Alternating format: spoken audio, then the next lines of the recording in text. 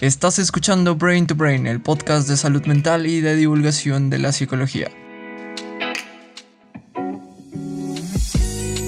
Hoy hablaremos de la psicología de la maldad.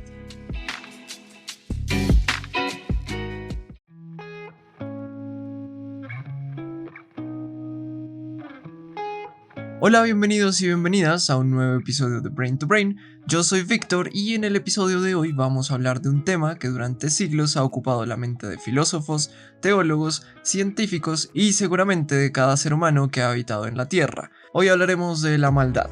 Por eso empezaremos este capítulo definiendo qué es la maldad y cómo hemos tratado de explicarla. Después revisaremos el experimento de la cárcel de Stanford para comprender de manera ilustrativa de qué manera las condiciones pueden influir en nuestro comportamiento y finalmente entenderemos el origen de la maldad a partir del efecto Lucifer. Es decir, hablaremos acerca de cómo las fuerzas situacionales pueden hacer que una persona completamente normal actúe de manera malvada. Si te gusta este podcast, por favor compártelo con quien tú quieras. Te lo agradecería mucho, ya que es la mejor manera de apoyar este proyecto. Además, me gustaría mucho recibir tus preguntas, comentarios o sugerencias para próximos capítulos por las redes sociales de Brain to Brain. Los enlaces los encuentras en la descripción del episodio.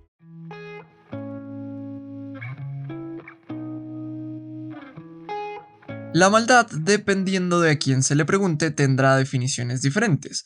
Pero para ser prácticos y para ponernos de acuerdo en este episodio, definiremos a la maldad como acciones deliberadas que dañen, humillen, maltraten, deshumanicen o destruyan a inocentes. O también puede considerarse como maldad si una persona o grupo de personas usan su poder para favorecer o promover de cualquier manera esta clase de actos. La maldad en el mundo ha sido un tema que se ha estudiado desde múltiples disciplinas y en general se ha tratado de comprender y explicar fundamentalmente desde dos perspectivas. Por un lado tenemos la explicación disposicional de la maldad, la que es más común y quizás más intuitiva. Esta nos dice que la maldad es una cualidad inherente a algunas personas y por eso podemos diferenciar a las buenas personas de las malas personas. Esta explicación, como su nombre lo indica, ve a la maldad como una disposición que tienen ciertas personas a actuar de cierta manera.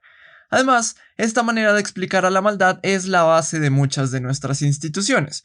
Por ejemplo, el derecho, la medicina y las religiones entienden que los actos malvados surgen desde el interior de un culpable, un enfermo o un pecador. Y por eso las preguntas que nos ofrece la aproximación disposicional comienzan con la palabra ¿quién? Por ejemplo, ¿quién tuvo la culpa? O ¿quién lo ha causado? Por otra parte, tenemos la explicación situacional. Esta perspectiva es un poco más novedosa y un poco menos intuitiva, ya que a diferencia de la explicación disposicional, esta no se centra en el quién, sino en el qué. La explicación situacional trata de entender qué condiciones pueden contribuir a acciones relacionadas con la maldad. Aquí ya no estamos hablando de personas inherentemente malvadas, sino de situaciones que fomentan comportamientos malvados. Y bueno, entonces, ¿cuál de estas dos explicaciones tiene la razón? Pues empezando con la explicación disposicional, podríamos decir que se ajusta parcialmente a la realidad, ya que como vimos en el episodio 43 en el que hablamos del trastorno de personalidad antisocial, sí hay ciertas características internas, psicológicas y genéticas, por ejemplo, que pueden hacer que una persona carezca de empatía y tenga tendencias a ser agresivo e impulsivo, lo que en muchas ocasiones hace que actúe de manera malvada. Sin embargo, la razón por la que digo que la explicación disposicional es parcialmente acertada es porque la inmensa mayoría de personas que actúan o han actuado con maldad no tienen ninguna característica psicológica o biológica en particular, ni tampoco cumplen el diagnóstico de ninguna patología. La verdad es que no se han encontrado características internas que sean capaces de determinar que una persona actuará de manera malvada. E igualmente, la aproximación situacional tiene otro problema, y es que si vemos a la maldad como una entidad que vive en unas personas y no en otras, podría hacernos ver a las personas en términos de bondad absoluta o por el contrario de maldad absoluta, lo que muy seguramente provocaría una actitud de resignación y estaríamos pasivos frente a los cambios que podríamos hacer para que el mundo sea un poco mejor. Ahora sí, ¿qué tenemos que decir al examinar la explicación situacional de la maldad?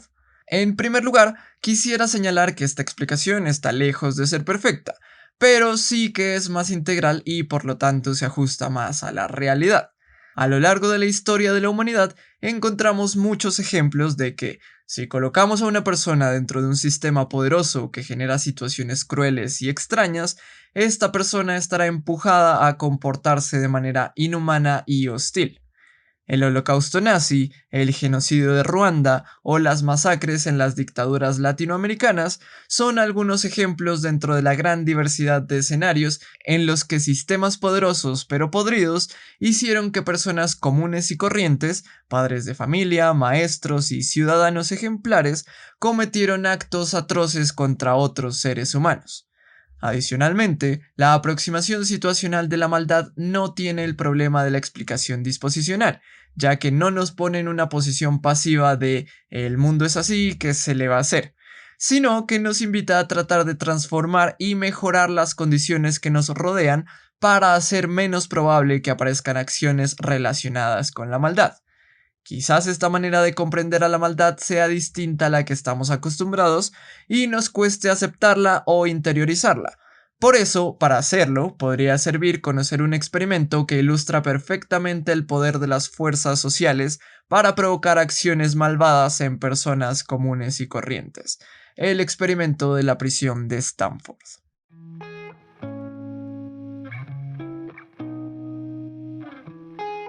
El experimento de la prisión de Stanford se ha convertido en un experimento clásico en la historia de la psicología y ha trascendido a la cultura popular.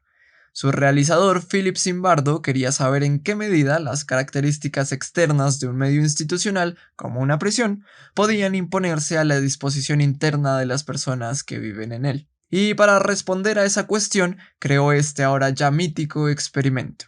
El equipo de Zimbardo reunió a estudiantes universitarios que se presentaron como voluntarios para el estudio y seleccionó a 24 de ellos después de descartar problemas de salud mental y antecedentes delictivos. Este grupo de 24 estudiantes fue dividido en dos y se asignó aleatoriamente el rol de guardia de la cárcel o de prisionero. A aquellos que se les había asignado el papel de guardia, se les entregó un uniforme de carcelero, unas gafas oscuras, una macana de policía y se les dio las instrucciones de que debían mantener el orden dentro de la prisión. Además, se les dijo que la violencia física no estaba permitida, pero podían castigar a los reclusos mediante tareas que los hagan sentir agotados o extremadamente aburridos. Por otra parte, los que tenían el papel de recluso fueron arrestados en sus propias casas sin previo aviso para darle más realismo al experimento y fueron llevados a unas instalaciones de la Universidad de Stanford que habían acondicionado para crear un entorno muy similar a una prisión real. Una vez llegaron ahí, fueron desvestidos por completo, recibieron un baño en una regadera común y su ropa fue cambiada por una bata, un gorro y una cadena atada en el tobillo. Además, se les asignó un número que pasaría a ser su nuevo nombre.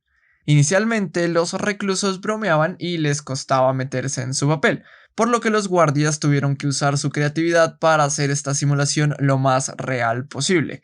Y vaya que lo consiguieron. Desde el segundo día, la actitud cruel de los carceleros fue en aumento. Ante la mínima desobediencia, hacían que los prisioneros realizaran excesivas rutinas de ejercicios, los privaban de la comida, los despertaban a la mitad de la noche para hacer repetitivos conteos, les quitaban sus camas e incluso los obligaban a realizar actos sumamente degradantes y humillantes.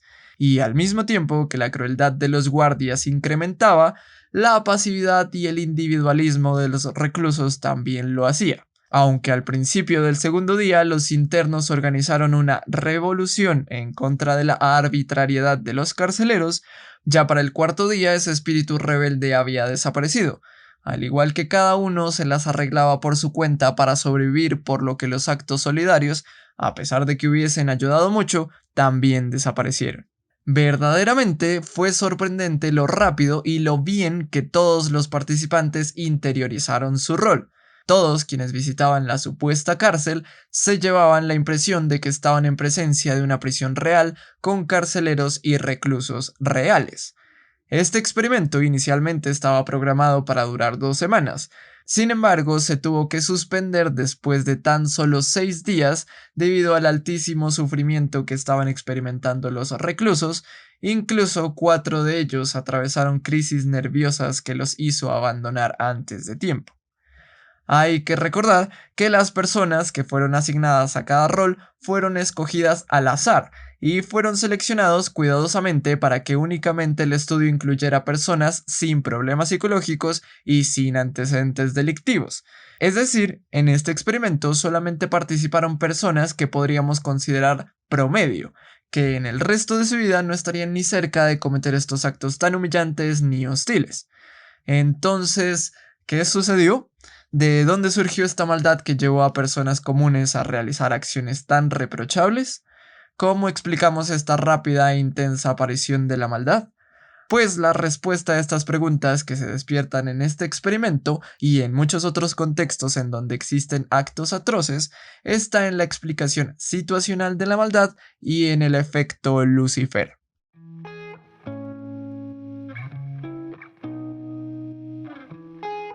Philip Zimbardo, el creador del experimento de la cárcel de Stanford, después de un arduo análisis de los resultados de su estudio y de otros similares, extrajo la lección de: las situaciones sociales tienen el poder de ejercer en nosotros una influencia tan poderosa que podemos acabar actuando de una manera que nunca habríamos imaginado. Y cuando estas situaciones sociales usan su poder para influir a las personas para que lleven a cabo acciones malvadas, hace su aparición el efecto Lucifer.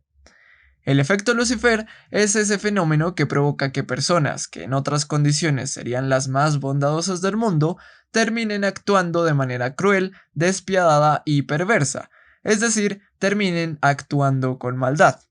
Sin embargo, hay que darnos cuenta de que el efecto Lucifer no puede aparecer en cualquier contexto, sino que las situaciones sociales deben cumplir ciertas características, o más bien, deben cumplirse ciertos procesos para que el efecto Lucifer surja.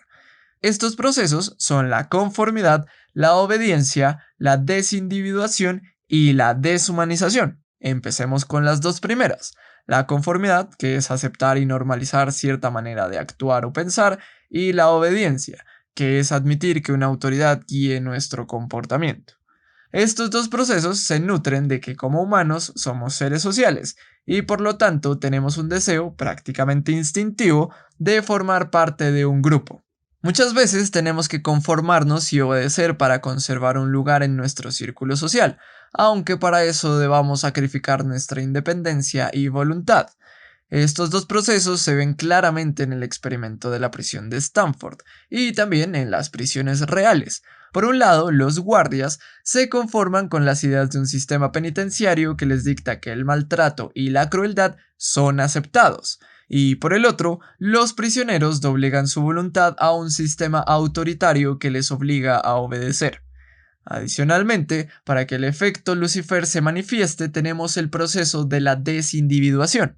La desindividuación se produce cuando cualquier cosa o cualquier situación hace que una persona se sienta anónima, que sienta que nadie sabe quién es o que a nadie le importa lo que haga. Este anonimato provoca que se pierda el sentido de la responsabilidad personal y en consecuencia hace posible que se pueda actuar con maldad. Es como decir: nadie puede saber lo que hago, entonces hago lo que quiera. La desindividuación crea un estado psicológico muy singular en el que la conciencia de los actos propios, las sensaciones de miedo y culpa y la moralidad desaparecen. Con la desindividuación no hay sentido del bien ni del mal. Lo que es posible y está disponible se impone a lo correcto y a lo justo. Podemos ver a la desindividuación actuando, por ejemplo, en una multitud de manifestantes que llevan a cabo actos vandálicos o en un grupo delincuencial que usa máscaras o disfraces para ocultar su identidad. Igualmente, en el experimento de Zimbardo podemos ver a la desindividuación de los carceleros posibilitada gracias a que las gafas y uniformes hacían que su identidad se difuminara con la de sus compañeros guardias. Y finalmente, el último proceso necesario para la aparición del efecto Lucifer es la deshumanización. Este proceso surge cuando una persona despoja a otra de su condición de ser humano. Con la deshumanización se puede percibir a otras personas como simples objetos carentes de derechos, y esta es la base de los prejuicios, el racismo y la discriminación. Un ejemplo perfecto de deshumanización son los conflictos bélicos, en los que se trata a los enemigos como si fueran una especie no humana que merece ser exterminada. Mato macacos por Dios fue una frase que escribió un soldado estadounidense que peleaba en la guerra de Vietnam. Y si pensamos en el experimento de la prisión de Stanford, nos damos cuenta de que los prisioneros fueron despojados de su condición humana, quitándoles sus nombres. Ya no eran percibidos como personas que merecían compasión y respeto, eran simples números. Así, si una situación contiene todos estos procesos que acabo de mencionar, estamos en el caldo de cultivo perfecto para el efecto Lucifer, con el que poco importará qué tan buen corazón tengan las personas, porque muy probablemente las fuerzas poderosas de las circunstancias harán que lleven a cabo acciones impensadas. Quizás en este momento o en algún otro, tú pienses que quizás estoy exagerando, que si estuvieras en esas circunstancias tú hubieses actuado diferente, y si decides ser escéptico está bien. Sin embargo, te quiero decir que lo particular del efecto Lucifer es que cuando uno lo ve desde afuera dice con toda seguridad: yo nunca habría hecho eso, yo nunca habría actuado de esa manera. Pero siendo completamente honestos con nosotros mismos, no tenemos idea de cómo habríamos actuado. Muy seguramente, si estuviésemos en una situación nueva, extraña y cruel, lo más probable es que no saliéramos siendo los mismos que nosotros creíamos. Y lo más irónico de todo esto es que entre más subestimemos el poder de las fuerzas sociales, más influencia tendrán sobre nosotros. Mientras que si somos conscientes del gigantesco impacto que pueden tener sobre nuestras acciones, tendremos más herramientas para resistirnos a su influencia y seremos capaces de desarrollar estrategias efectivas para evitar la aparición de la maldad tanto en nosotros mismos como en nuestras comunidades.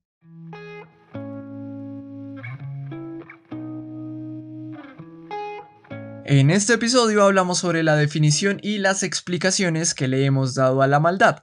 Revisamos el experimento de la prisión de Stanford realizado por Philip Zimbardo y comprendimos cómo las circunstancias pueden desatar la maldad mediante el efecto Lucifer. En este capítulo he hablado sobre cómo las circunstancias pueden llevar a las personas a actuar de manera malvada, pero esta manera de entender las cosas no exime o excusa a aquellos que actúan de manera inmoral, ilegal o malvada. De hecho, en gran parte la justicia funciona porque hay consecuencias cuando se actúa con maldad. Así que, de ninguna manera, esta perspectiva que te he compartido intenta justificar a personas que han hecho daño a otras de cualquier manera. Por el contrario, la intención de compartir esta información es que entendamos cómo las influencias sociales pueden impactar en nuestro comportamiento y de ese modo podamos tomar conciencia de que todos somos vulnerables al poder sutil y penetrante de las fuerzas sociales. Si tenemos esta conciencia, será posible ser personas sensatas y críticas que no cederán con facilidad ante dinámicas de grupo destructivas, a la influencia de autoridades malintencionadas o a estrategias de conformidad que nos quiten nuestra identidad.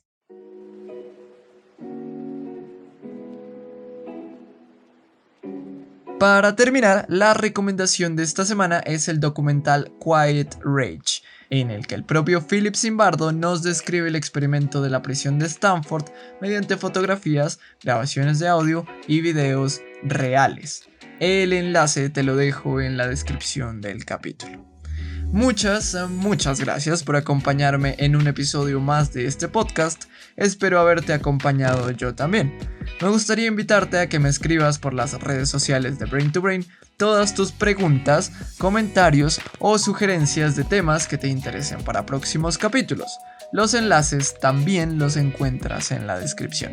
Y si quieres apoyar este proyecto de divulgación, puedes compartir nuestro contenido con quien tú quieras. Así también esta información llegará a más personas y esta comunidad continuará creciendo. Eso es todo por ahora, hasta la próxima.